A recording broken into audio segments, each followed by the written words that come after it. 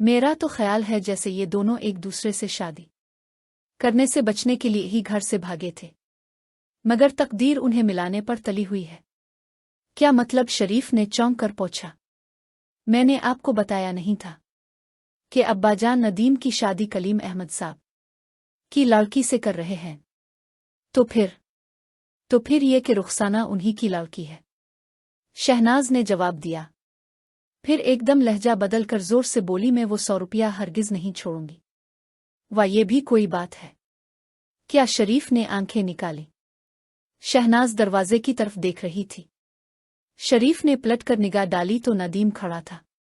हाँ हाँ भाई, ले लेना, मारे घबराहट के शरीफ के मुंह से निकल गया। गवाह रहना नदीम, उन्होंने तुम्हारे सामने वदा किया है, शहनाज शोखी से बोली। और शरीफ को बाद अज वक्त होश आया कि दोनों बहन भाई ने मिलकर उससे 100 रुपए ठग लिए हैं। खाने की मेज पर नदीम और शरीफ कुछ बातें कर रहे थे। शबाना रुखसाना को लेते लिए अंदर दाखिल हुई। नदीम को पहचानते ही रुखसाना के बढ़ते हुए कदम रुक गए। इसने घबरा कर शहनाज की तरफ देखा। ये कौन साहिब हैं? इसने चुपके से पूछा। मेरे भाई नदीम हैं, शहनाज ने जवाब दिया। नदीम? हाँ, मेरा ख्याल था कि तुम पर्दा नहीं करती, इसलिए उन्हें खाने की मेज पर बुला लिया है। ये यहीं आपके पास रहते हैं? रुखसाना ने कुछ और गौर से नदीम की तरफ देखा। नहीं, आज ही आए हैं, शहनाज ने जवाब दिया। और फिर हंसते हुए पूछा, तुम उन्हें जानती हो? ये दोनों सहेलियों में क्या किसर पिसर हो रही है? शरीफ ने पूछा। नदीम ने गोया चौंक कर रुखसाना की तरफ देखा। ओ आप, वो खड़ा हो गया। ये मैंने कहा मोहतरमा, वो मेरा सूटकेस कहाँ है? सूटकेस? शरीफ ने हैरत जाहिर की। जी हाँ, मैंने आपको बताया था ना कि एक चुड़ैल मेरा सूटकेस चरा कर ले गई है। क्या बदतमीजी है नदीम, शहनाज ने डांटा। ये मेरी सहेली रुखसाना है, और अगर तुम वही नौजवान हो जिसका जिक्र रुखसाना ने किया था, तो तुम्हारी सजा इससे ज्यादा होना चाहिए थी। कि शहनाज और रुखसाना भी कुर्सियों पर आकर बैठ गईं। रुखसाना की निगाहें झुकी हुई थीं। क्या जुर्म किया था मैंने? जरा पूछिए तो। अपनी सहेली से नदीम ने तेजी से किए। उफ़्फ़ो, भी ये खाने की मेज पर झगड़ा करना मुझे सख्त नापसंद है। नदीम ने कौरमे का डोंगा खोलते हुए कहा। तुम्हें सूटकेस ही चाहिए ना, वो मिल जाएगा। और खामखा बूर किया इस वक्त अपने नदीम भी पीछे से अपनी प्लेट में सालन निकालते हुए बोला। घंटा भर से खाना मेज पर रखा ठंडा हो रहा है। मुझे मालूम होता है कि इन मोहतरमा का इंतजार किया जा रहा है, तो मैं अब तक खा कराटे चुका होता। तुम खाना खाओ रुखसाना, शहनाज ने बड़े प्यार से कहा। इस शरीर की बातों का ख्याल मत करना, ये यूं ही बकता रहता है।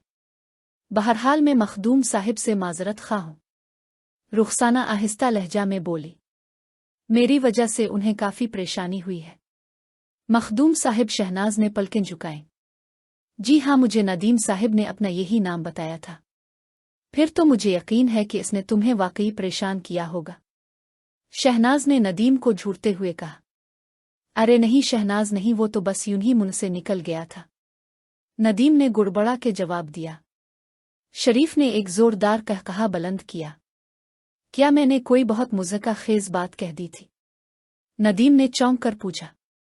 उन्हें कहकहा लगाने के लिए किसी बात की जरूरत नहीं होती, शहनाज ने नवाला तोड़ते हुए जवाब दिया।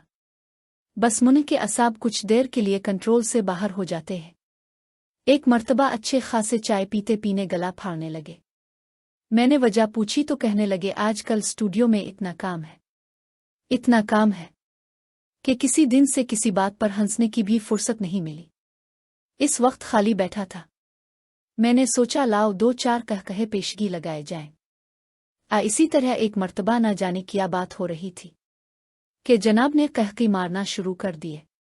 जब अच्छी तरह हंस चुके तो खुद ही बताया कि कई दिन से ऐसा महसूस हो रहा था जैसे मैं कहकहा लगाना भूल गया हूं। लोग बड़े बड़े कहकहा और लतीफ़े सुनाते हैं और मुतवक्के निगाहों से मेरी तरफ देखते हैं। मुझे शर्मिंदगी होती है कि विचार से दिल में क्या कहते होंगे। चुनांचे जरिस वक्त प्रैक्टिस कर रहा था। ये लाहौल विलाकू और शरीफ कुछ झींप सा गया। ख़वातीन से ज़्यादा गैर सेहतमंद रावी मैंने कोई नहीं देखा। आप कम से कम शहनाज को गैर सेहतमंद नहीं कह सकते। नदीम ने जवाब दिया, यूं जहां तक रवायत का ताल्लुक है मुझे अब से 100% इत्तेफाक है। लेकिन अब हंसे किस बात पर थे? रुखसाना ने पूछा। शुक्र है बहन कि तुमने पूछ लिया, वरना ये खाना खाने के बाद मेरी जान खा जाते कि अब इस घर में कोई हमारी बात पूछने का रवादार नहीं है। खा हंसी या रोई, शहनाज बोली और फिर शरीफ की तरफ देखकर कहा, हाँ साहिब, तो अब किस बात पर हंसे थे? और अभी नदीम ने कहा था कि वो तो बस यूं नहीं मुंह से निकल गया था। तो इस पर मुझे एक वाकया याद आ गया। शरीफ ने कहना शुरू किया, मेरे एक दोस्त हैं। शादी के बाद वो जब भी मिलते किसी न किसी मुसीबत का दकेड़ा रोते रहते। आज बड़ा लड़का खेलते खेलते गिर पड़ा तो इससे छोटे की नक्सीर फूट गई। एक लड़की को बुखार आ रहा है, दूसरी को खांसी और दवा बीवी पी रही है। आटा इतना महंगा हो गया है कि जेब हल्की हो जाती है और कुंद है पर वजन का एहसास तक नहीं होता। घी मिट्टी का तेल डालें, सबकी कीमतें आसमान से बातें कर रही है। अवाम चलाए हुकूमत डांटती है, मगर ये उनकी बातें खत्म होती हैं और ना वो जमीन पर आने के लिए तैयार होती है। उधर तनख्वाह इतनी की इतनी है। अकेला था तो गुजर जाती थी, मगर जब से शादी की है जान मुसीबत में आ गई है। बीवी की नित नई फरमाइशें क्यों की तादाद और कर्ज का बोझ है कि बढ़ता ही चला जा रहा है। उनकी बातें सुनते सुनते हम लोग तंग आ चुके थे। आखिर जब वो एक दिन हसब मामूल अपनी कथा सुना चुके तो मैंने पूछा, शादी से तुम्हारी तनख्वाह कितनी है? तुम्हें मालूम था? बोले, हाँ मालूम था और गिरानी का हाल भी जानते थे। मैंने पूछा, जवाब दिया कि हाँ अगरचे आनी नहीं थी मगर गिरानी भी जरूर। और तुम्हें ये इत्तला भी बहरहाल होगी कि शादी के बाद बीवी आती है तो बच्चे भी आते हैं और वो बारी बारी बीमार भी होते हैं। कहने लगे, हाँ हाँ भाई, ये सब बातें मालूम थी, मगर तुम्हारा मतलब क्या है? मैंने जवाब दिया, भले आदमी, जब तुम्हें उन सब बातों का पता था तो तुमने निकाह के वक्त बीवी को कबूल क्यों किया था? एक ठंडी सांस भर के बोले, भैया वो तो बस यूं ही मुंह से निकल गया था। अभी लोग हंस ही रहे थे कि मुलाजमा खाने के कमरे में दाखिल हुई। साहिब आपका फोन आया है, इसने शरीफ से कहा। फोन आया है? नदीम ने हैरत से दोहराया, मगर वो गया कहाँ था? अभी 15 मिनट पहले तो मैंने इसे ड्राइंग रूम में रखा हुआ देखा था। जी हाँ, मुलाजमा ने जवाब दिया। फोन तो रखा हुआ है मगर फोन आया है। ये क्या बात हुई? फोन रखा हुआ भी है और फोन आया भी है। सरकार, वो बातें करने वाला फोन रखा हुआ है और बातें सुनने वाला फोन आया है। मुलाजमा ने अपनी तरफ से समझाए में कोई कसर नहीं छोड़ी। नदीम, क्यों बेकार उसे परेशान कर रहे हो? शहनाज ने डांटा और मुलाजमा से बोली, तुम जाओ, साहिब अभी आते हैं। पता नहीं लोग खाने के वक्त ही फोन क्यों करते हैं।